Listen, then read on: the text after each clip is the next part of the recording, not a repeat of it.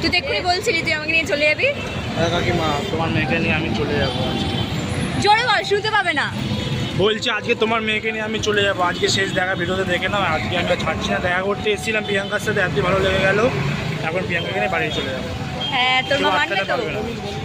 তোর মা মানবে তো? আরে মা মানবি, ছেলে রাজি তো। গুড মর্নিং সবাইকে, কাকিমা লাইফস্টাইলে আরও একবার সবাইকে স্বাগত। আজকে শুক্রবার, এখন সকাল 8টা বাজে।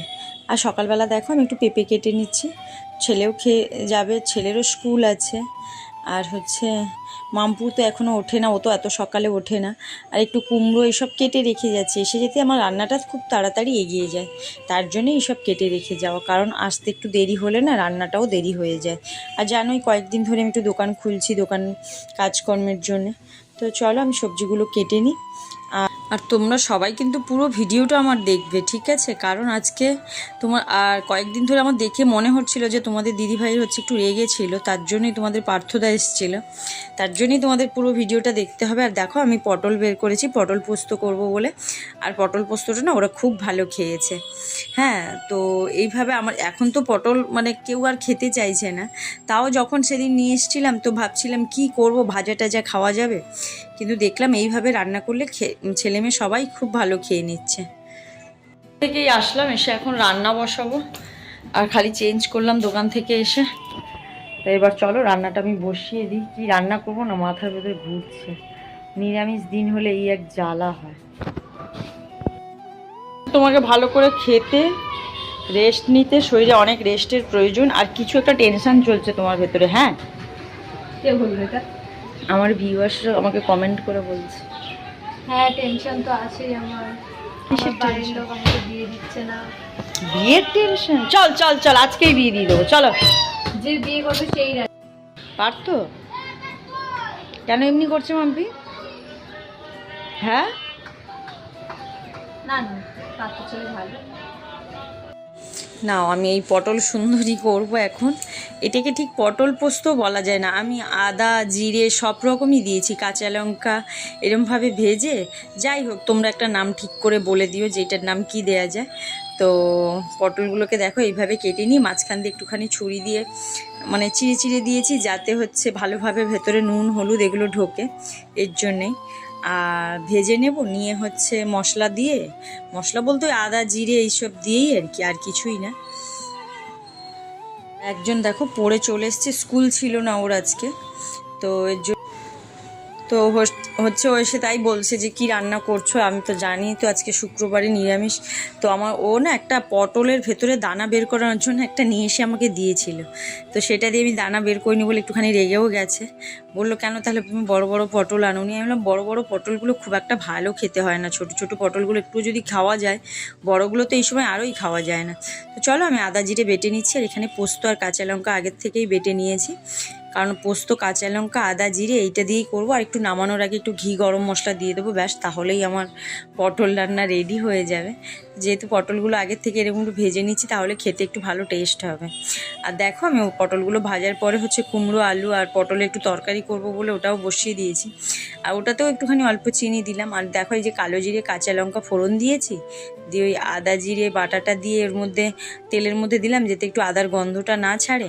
আর এর মধ্যেই পোস্ত বাটাটা দিয়ে দেবো, তারপরেই উপর থেকে পটলগুলো দিয়ে দেবো। খুব একটা বেশি কষাতে লাগে না যদিও পোস্তটা, তো তাও যেহেতু আদা জিরে বাটা আছে, একটু হলুদ দিয়েছি, ব্যাস দেখো কালারটা এরকম এসছে।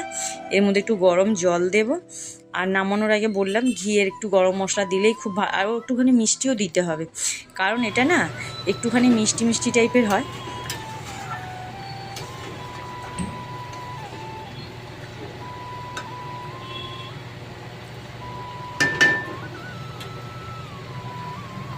তো চলো একটুখানি ঘি আর গরম মশলা দিয়ে দিলাম। আর ঘি অল্প একটু দেবো, কি দেখলাম বেশ খানিকটাই পড়েছে ঘি।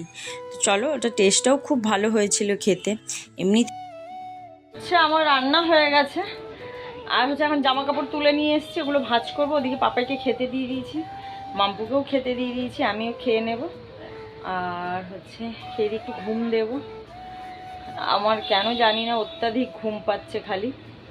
তো চলো তরকারিটা আমি একবার দেখিয়ে দিই তোমাদের কি কি রান্না করেছি। তো ঢ্যাঁড়স সেদ্ধ দিয়েছিলাম, ঢ্যাঁড়সটাকে মেখে নিয়েছি। আর এই দেখো পটল পোস্ত, মাম্পু খায়নি, ওকে দিয়েছিলাম, ও বললো আমার সঙ্গে এক পাতেই খাবে। তো ঠিক আছে, ওরা আমি একসঙ্গেই খেতে বসে যাব। তো মেঘ করে আসছে প্রচণ্ড, কখনো বৃষ্টি হচ্ছে, মানে এখন এই বর্ষার সময় না বোঝা দেয় কি হচ্ছে আর কি হচ্ছে না।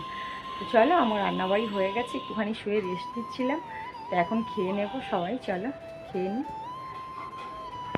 তো আমার আর মামপুর একসঙ্গে ভাত নিয়ে বসে গেছি, ওকে এখন খাইয়ে দিতে হবে। তো তার আগে ওই ক্যামেরা করছিল, তো আমি ওকে বলছিলাম আয় খাইয়ে দিই, আর ক্যামেরা করতে হবে না, কারণ তোকে খাইয়ে তারপরে আমি খাবো। তাই একসঙ্গে ভাত নিয়ে চলে এসেছি খেতে। এখন 5টা বাজে, আর দেখে মনে হচ্ছে পুরো একদম সন্ধে হয়ে গেছে। তো একটুখানি খাওয়া দাওয়া করে শুয়েছিলাম, তারপর এখন একটু ছাদে আসলাম। তো চলো একটু হাঁটাহাঁটি করি ছাদে।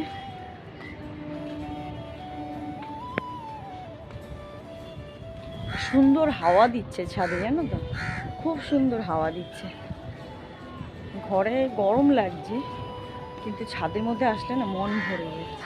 আর গাছপালাগুলো জল পেয়ে একদম সবুজে সবুজ হয়ে গেছে, দেখতেও বেশ সুন্দর লাগছে।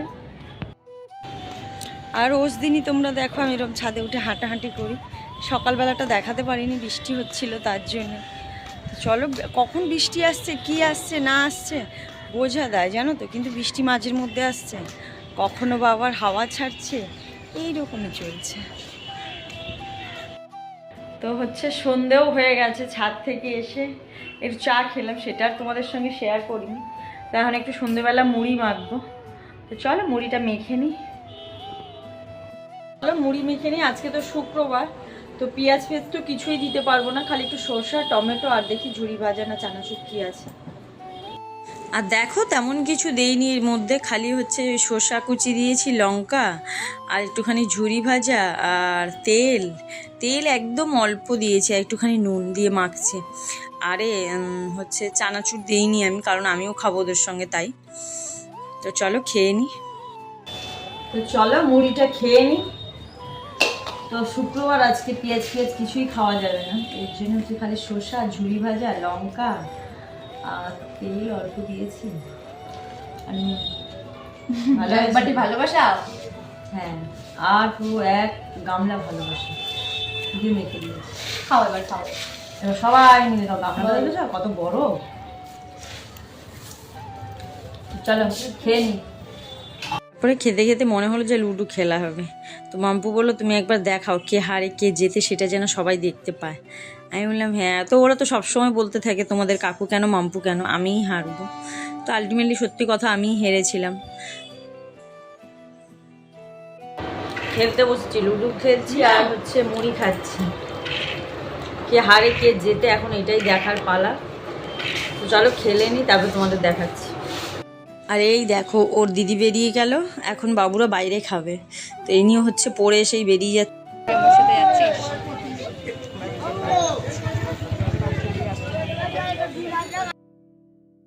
হঠাৎ করে আমাদেরকে সারপ্রাইজ দেওয়ার জন্য একজন মানুষ এসেছে, দেখো। এদিকে এদিকে এদিকে, আপনি কিছু বলতে চান? আপনার মানে হঠাৎ করে আসার কারণটা কি? আর কি বলবো, একটা মাত্র তো আমার, তাই না দেখে আর পাচ্ছিলাম না, তাই দেখতে চলে আসলাম আমি।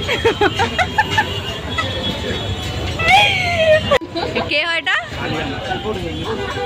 এ কোথায় যাচ্ছিস? এদিকে এদিকে এদিকে এদিকে এদিকে এদিকে।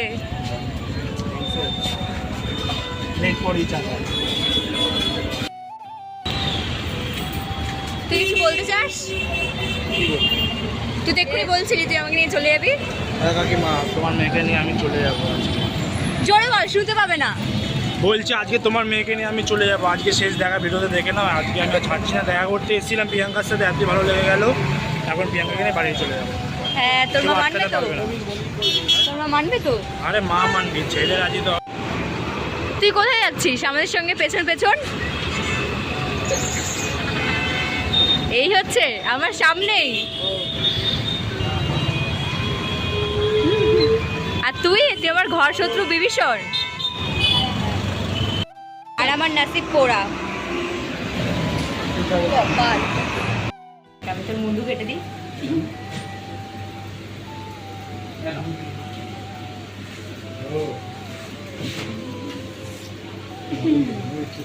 তুমি 1 টাকা আমার দিতে পারলে তুই যা চাইবি তাই নে। নে যদি 1 টাকা আমার দিতে পারিস। সব যা যাইবো তাই তো হ্যাঁ সত্যি ভেবে বলছি।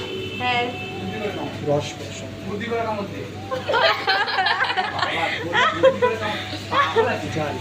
আরে গরম দে আমাকে।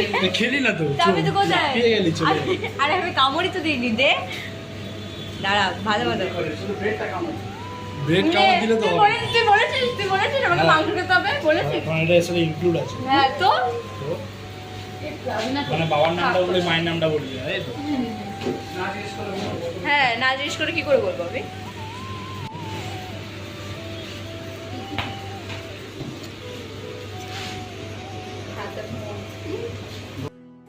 এই যে একজন চুল ঠিক করছে। আমরা এসেছি এখানে বাজারে, কি করতে জানি না, আমরা এদিক দিয়ে যাচ্ছি আর এ আমাদের পেছন ধরেছে, সেটাও জানি না কেন। আবার বলছে আমরা বাড়ি যাবে। এত বড় অকাত বা সাহস কোনোটাই ওর নেই।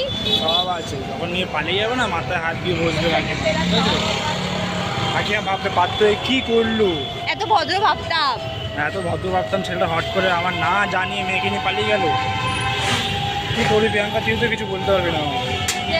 পালাবোই না তোর সাথে। আমরা ওই দিকে বেরিয়ে যাবো, পাথর আবার একটু আগে আগে। কি আমি ভুলভাল বলছি? তখন থেকে ও পার্থদা করেই যাচ্ছে, তখন থেকে ও শুয়োপোকা, একটা শুয়োপোকা। মানে আমি এত হাত ধরছি না, ও যত হচ্ছে।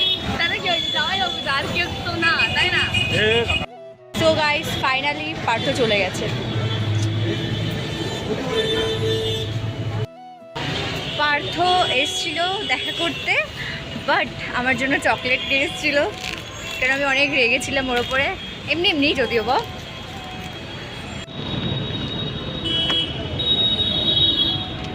মিল্ক বার, কিটক্যাট আর ডেইরি মিল্ক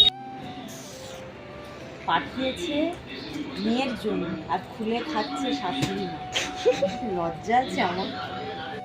বাইরের কিছু খেতে পারবো না, জামাই জেনে শুনে চকলেট পাঠিয়েছে, কিন্তু আমার মেয়ে আর ছেলে বাইরের জিনিস খেয়ে আসছে, ঠিক আছে?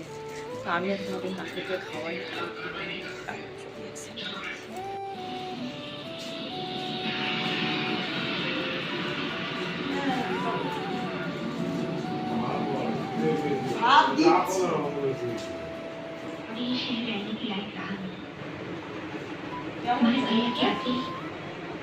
ভালো করে বলো, আমার ক্যামেরার দিকে তাকিয়ে বলো।